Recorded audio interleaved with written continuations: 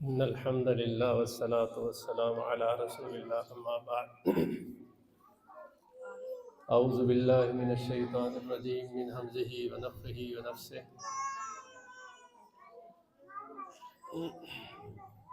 إنا نحن نزلنا الذكر وإنا له لحافظون۔ محترم قاری صاحب نے نصیحت کے طور پر ایک بات کہی ہے، تو میں بھی آپ کے سامنے ایک بات رکھ دیتا ہوں۔ اللہ تعالیٰ کا یہ فضل و احسان ہے کہ اللہ نے ہمیں اپنے گھر میں آنے کی توفیق عطا فرمائی ہے۔ اللہ ہمیں مرتے دم تک ایسے ہی اپنے گھر میں آنے کی توفیق عطا فرمائے۔ میں کئی دفعہ یہ ہمارے ذہن میں بات آتی ہے کہ صحابہ کرام رضوان اللہ علیہم اجمعین،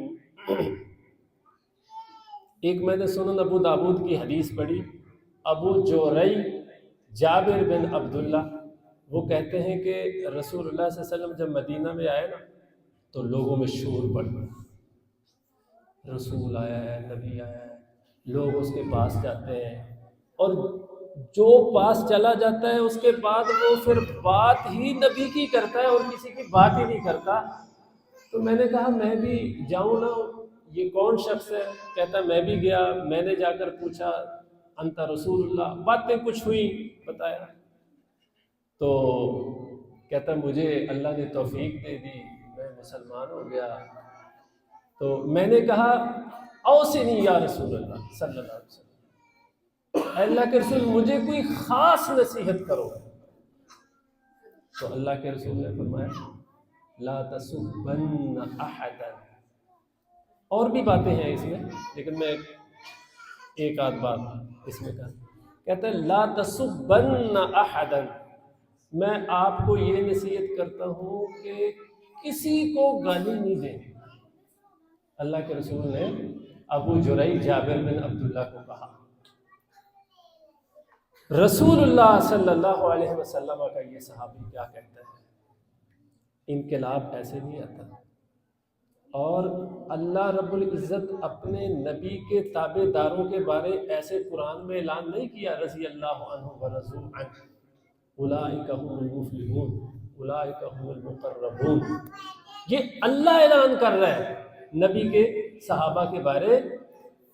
تو نبی کریم صلی اللہ علیہ وسلم کی نصیحت کے بعد کیا کہتے ہیں؟ کہتے ہیں ما سببت حرا ولا عبدا ولا شاتا ولا بعیرا، پیغمبر علیہ السلام کے نصیحت کرنے کے بعد ساری زندگی گزر گئی، کبھی کسی آزاد کو گالی نہیں دی، غلام کو گالی نہیں دی، انسان تو کجا رہے کسی بکری کو گالی نہیں دی، کسی اونٹ کو گالی نہیں دی، یعنی انسان تو کجا رہے کسی ڈنگر کو گالی بھی نہیں دی۔ کیا مطلب ہے؟ جہاں پر ایسے لوگ ہوں وہاں پر چینج نہیں آتا بھلا؟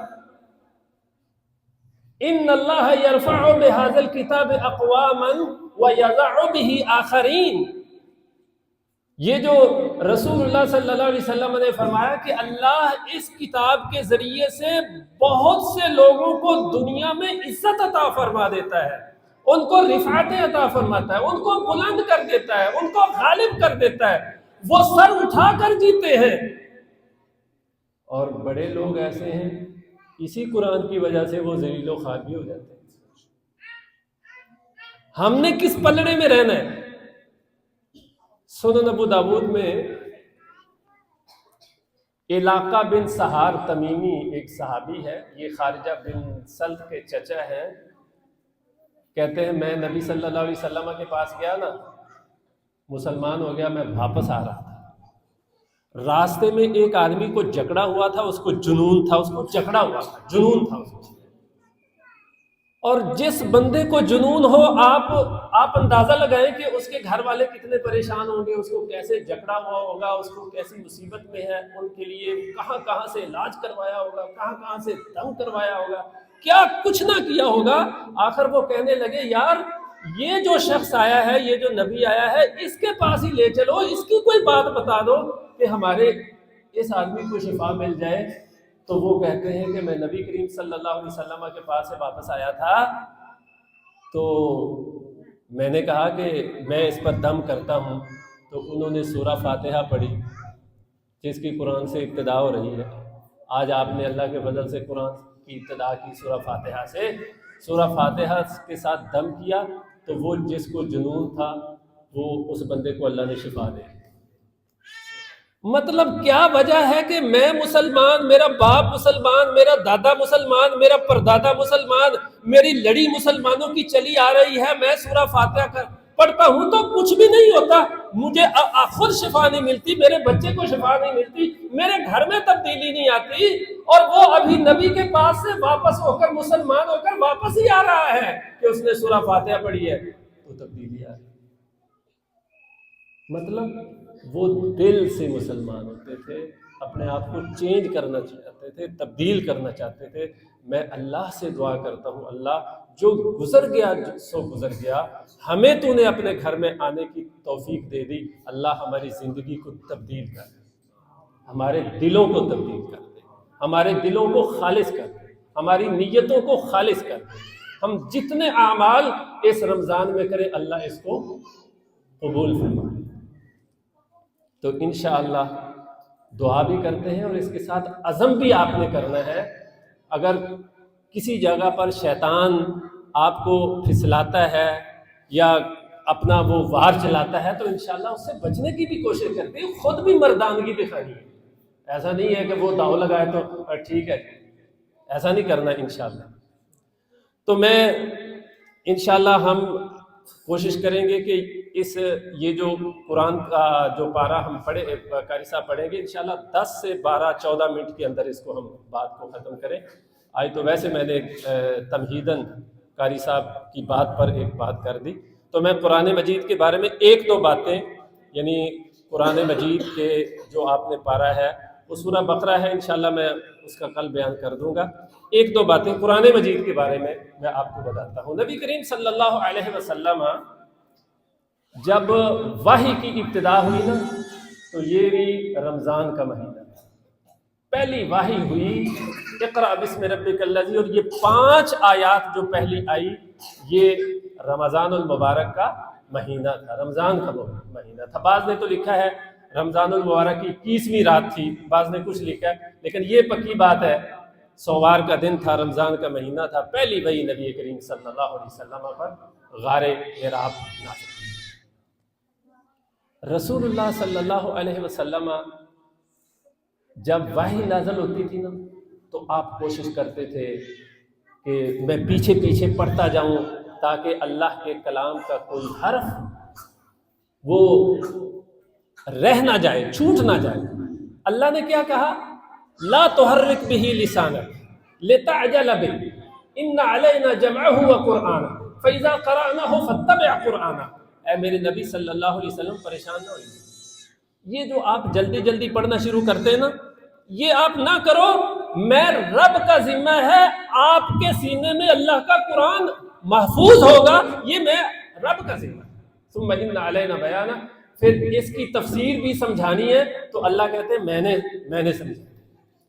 تو یہ ابتدا ہوئی۔ رسول اللہ صلی اللہ علیہ وسلم صحابہ اکرام کو لکھواتے تھے، کاتبین وحی تھے۔ ایک ڈاکٹر صبحی الصالح انہوں نے ایک کتاب لکھی ہے، اس کے اندر 40 صحابہ کرام کا لکھا ہے کہ 40 کاتبین وحی تھے جو اللہ کے رسول کی وحی کو لکھتے تھے۔ یہ جو چاروں خلفاء ہیں یہ کاتبین وحی، ابو بکر، عمر، عثمان، علی رضی اللہ عنہ، معاویہ رضی اللہ عنہ کاتب وحی تھے، اور زید بن ثابت رضی اللہ تعالی عنہ تو کاتب وحی بھی تھے، اور اللہ کے رسول نے زید بن ثابت کو دوسری زبانیں بھی سیکھنے کو کہا تھا کہ دوسری زبانیں بھی سیکھو اور دوسری زبانیں لکھنا بھی، یعنی یہ خاص تھے ان تمام کے اندر۔ یہی وجہ ہے کہ رسول اللہ صلی اللہ علیہ وسلم نے ان کی ایک خاص ذمہ داری جو ہے وہ لگائی تھی۔ جب بیر معونہ ہوا نا تو 70 قرآن کے قاری تھے جو شہید ہو گئے. صحابہ اکرام پریشان ہو گئے, اللہ کے رسول صلی اللہ علیہ وسلم پریشان ہو گئے کہ اگر اس طرح یہ اللہ کے قاری قرآن کے حافظ اگر شہید ہوتے رہے تو یہ تو بہت سارا قرآن کا حصہ ضائع نہ ہو جائے. تو پھر باقاعدہ لکھوایا. اور صحابہ کہاں پہ لکھتے تھے؟ ہڈی پہ لکھتے تھے. کہاں پہ لکھتے تھے؟ ہڈی جو مل جاتی تھی اس پر لکھتے تھے. کہاں پہ لکھتے تھے؟ چمڑے پہ لکھتے تھے. جو دباغت شدہ چمڑا ہوتا تھا اس پہ لکھتے تھے. کھجور کی ٹہنیوں پہ لکھتے تھے, پتوں پہ لکھتے تھے. یہ سہولتیں میسر نہ تھیں تو رسول اللہ صلی اللہ علیہ وسلم خود جو قرآن مجید کی آیت اترتی تھی اللہ کے رسول خود اس کی ترتیب لگاتے تھے کہ اس آیت کو فلاں صورت میں رکھو, اس آیت کو فلاں صورت میں رکھو. اس کو کہتے ہیں, یہ جتنی آیات ہیں جس کو جہاں پر رکھا گیا ہے یہ توقیفی ہیں. لفظ بولتے ہیں اصطلاحی کہ یہ توقیفی ہیں, مطلب یہ اللہ تعالیٰ کی طرف سے ہے, کسی نے اس کی ترتیب نہیں لگائی. ہاں یہ جو قرآن کی موجودہ شکل میں جو آج کی ترتیب ہے یہ بعد میں لگی ہے, لیکن جو آیات کی ترتیب ہے اس میں کسی کو کوئی دخل نہیں ہے, وہ رسول اللہ صلی اللہ علیہ وسلم نے وہ لگوائی. اسی طرح حضرت ابو بکر صدیق رضی اللہ تعالیٰ عنہ کا جب دور آیا تو انہوں نے سب سے پہلے کتابی شکل میں اس کو دیا اور زید بن ثابت کو بلایا کہ بھائی اس کو قرآن کو کتابی شکل میں دینا ہے تو میں آپ کی ذمہ داری لگاتا ہوں. یہ تو صحیح بخاری میں پورا واقعہ ہے. تو انہوں نے کہا کہ جو کام اللہ کے رسول نے نہیں کیا تو آپ کیسے کرتے ہیں؟ کہا کہ حضرت عمر میرے پاس آئے تھے تو میں نے عمر کو کہا, اس کو بات سمجھائی, پھر انہوں نے مجھے کہا تو بات ہم دونوں کو سمجھ آ گئی, اب تجھے نہیں سمجھ آ رہی, پھر اس کو 2-3 دفعہ کہا تو اسے بھی سمجھ آ گئی. زید بن ثابت کہتے ہیں یہ اتنا مشکل کام تھا, اتنا مشکل کام تھا, اگر میری ڈیوٹی یہ لگتی نا کہ یہ پہاڑ ہے اس کو کھود کے یہاں سے اٹھا کر دوسری جگہ پر منتقل کرنا ہے یہ آسان تھا, لیکن قرآن کی ترتیب اور تلاش کرنا یہ بڑا مشکل تھا. بہرحال ذمہ داری لگی تو پھر اس کو ترتیب دینا ہی تھا.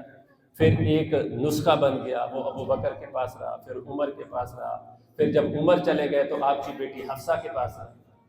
پھر جب حضرت عثمان رضی اللہ تعالیٰ عنہ کا دور آیا تو یہ آرمینیا اور آذربائیجان کی جنگ, حذیفہ بن یمان رضی اللہ تعالیٰ عنہ حضرت عثمان کے پاس ہے, انہوں کہنے لگے ایسا نہ ہو کہ صحابہ اور یہ آپ کے مسلمان آپس میں جنگ و جدال اور قتل و قتال کریں اور ایک دوسروں کو کفر پر فتوے لگائے. کہتے ہوا کیا ہے؟ کہا ہوا یہ ہے کہ یہ جو قرآن مجید ہے نا یہ کئی قراتوں میں نازل ہوا ہے, کئی قراتوں میں نازل ہوا ہے. تو مثال کے طور پر لفظ موسیٰ ہے, اس کو بعض قرات میں موسیٰ پڑھتے ہیں, بعض قرات میں موسیٰ ہے. اسی طرح قرآن مجید میں ہے نا تمت کلمت ربک, اب بعض جگہ پر بعض میں ہے تمت کلمات ربک, مالک یوم الدین, ملک یوم الدین, ذو العرش المجید دو, ذو العرش المجید دے, یہ لیکن ان کے معنی میں کوئی تبدیلی نہیں ہے. اس طرح کی تبدیلی سے معانی میں, اور دیکھو قرآن مجید کس قدر معجزہ ہے, کس قدر معجزہ ہے. ابراہیم علیہ السلام کا جو نام ہے نا یہ قرآن مجید میں 69 مرتبہ آیا, 1-70. آج جو آپ نے پارہ پڑھا ہے اس کے اندر لفظ ابراہیم یہ ہا کی کھڑی زیر سے لکھا ہے, کھڑی زیر سے. یہ جتنی 4-5 دفعہ سورہ بقرہ میں آئے کھڑی زیر سے یہ ابراہیم لکھا ہے. اس کے علاوہ سورہ بقرہ کے علاوہ جہاں پر بھی لفظ ابراہیم آئے گا کھڑی زیر سے نہیں ہے, ہا کے آگے یا ہے, ہا کے نیچے زیر ہے اور آگے یا ہے اور پھر آگے نہیں. جس قرآن میں بھی دیکھو وہ عربی رسم الخط جو بھی وہ ہے سب کا سب اسی طرح ہے, نہ آج تک کوئی بدل سکا, نہ اس کو قیامت کی دیواروں تک کوئی اور بدل سکے گا. یہ ایک مثال نہیں, بڑی مثال ہے. لفظ لیل ہے، جب اس کو ملانا ہوتا ہے من اللیل تو اس پر ایک اور لام داخل ہوتا ہے قواعد کی روح سے، لیکن قرآن میں لفظ لیل جہاں پر بھی ذکر ہوا ہے اس پر ایک لام زائد ذکر ہی نہیں ہوا، حالانکہ پوری عربی عبارت میں ایسا ہوتا ہی نہیں، کیونکہ قانون کے خلاف ہے، عربی وضع کے خلاف ہے، لیکن قرآن میں ہے، آج تک نہیں بدلا۔ مجھے وہ مامون الرشید جو خلیفہ ہیں اس کا ان کے دور کا ایک واقعہ یاد آ رہا ہے کہ وہ علمی مذاکرے کی مجلسیں سجاتے تھے، تو ایک دفعہ ایک یہودی آ گیا، وہ بڑا ذہین فتین فصیح تھا، تو مامون الرشید نے کہا کہ یار اگر تو مسلمان ہو جائے تو کیا بات، اس نے انکار کر دیا، لیکن وہ بڑا خوش نویس تھا، بڑا اچھی عبارت لکھتا تھا۔ آئندہ سال وہ پھر علمی مذاکرے میں آ گیا، تو اب وہ مسلمان ہو چکا تھا، پہلے ہی مسلمان ہو چکا تھا، تو پھر مامون الرشید نے اس کو پھر کہا، اس نے کہا میں مسلمان ہو چکا ہوں اور اس کی وجہ کیا ہے؟ اس نے کہا میں نے انجیل خوش نویسی کے ساتھ لکھا اور میں نے اس کے اندر کچھ تبدیلیاں کی جان بوجھ کر، عیسائیوں کو دے دی، انہوں نے ہاتھوں ہاتھ مجھ سے لے لی، کیا خوبصورت ہے، کیا کمال ہے، انہوں نے مجھ سے لے لی۔ پھر میں نے زبور کو لکھا، پھر میں نے کنیسے میں دے دی، وہ بڑی خوش خط سے لکھا، انہوں نے بھی لے لی، اس کے اندر بھی میں نے تبدیلی کی۔ پھر میں نے قرآن کو لکھا، اس کے اندر بھی میں نے کچھ تبدیلیاں کی، انہوں نے لے لی۔ کچھ دنوں بعد ہی وہ میرے لکھے ہوئے قرآن واپس آ گئے، انہوں نے کہا کہ آپ نے اس قرآن میں تبدیلی کی ہے، آج تک نہ زبور آئی، آج تک نہ انجیل آئی، تو میں سمجھ گیا کہ یہ اس قرآن کا نازل کرنے والا اللہ وہ اس قرآن کا محافظ ہے۔ اسی بات کو سامنے رکھ کر میں مسلمان ہوں۔ میرے محترم بھائیوں، اس میں اور بھی کئی ساری چیزیں ہیں، تو انشاءاللہ گاہے گاہے ہم روزانہ کچھ نہ کچھ آپ کے گوش گزار کریں گے۔ اللہ تعالیٰ مجھے اور آپ کو عمل کی توفیق عطا فرمائے۔ اقول قولی ھذا استغفر اللہ لی ولکم ولسائر المؤمنین فاستغفروہ انہ ھو الغفور الرحیم۔